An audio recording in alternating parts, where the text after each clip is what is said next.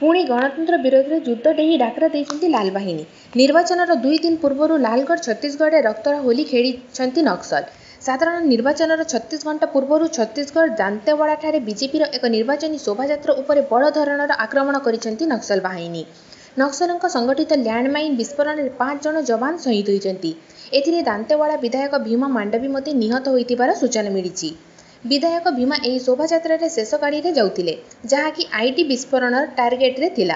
तांको सुरक्षा पाई नियोजित जवान माने मध्य सेही गाड़ी रे थिबारु एही विस्फोरण रे प्राण हराइछन्ति। नक्सल एही निर्वाचन रैली को टार्गेट करी बड़ षड्यंत्र रचना करिथिले बोली घटनास्थल रे मिलिथिबा फोटोचित्र बयान करुछि। एही विस्फोरण घटाइबा पूर्व नक्सल माने किछि राउंड फायरिंग करिथिले। विस्फोरण परे मध्य वर्तमान गुड़ी विनिमय जारी रहिछि। आगामी साधारण निर्वाचन पर स्थानीय विधायक भीमा सहित अन्य किछि बीजेपी नेता प्रचार रे जाउथिले।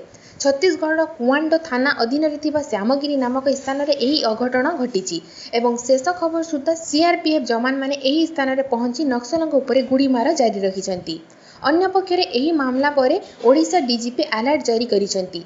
नक्सल प्रवण जिल्लार एसपी माननकु अलर्ट जारी करने सहित प्रार्थी माने निज आड़ू सतर्क रहिबाकु से परामर्श देइछन्ति।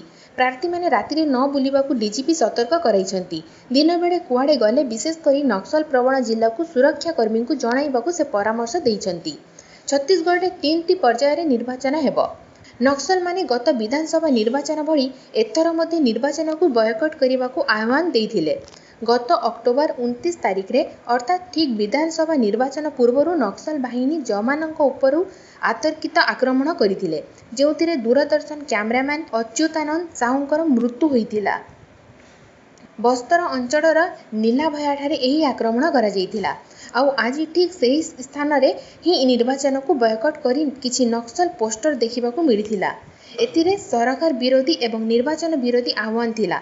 सेमाने एथिरे जम्मू कश्मीर लिबरेशन फ्रंट उपरू ब्यान प्रत्याहार करने को दाबी करथिले।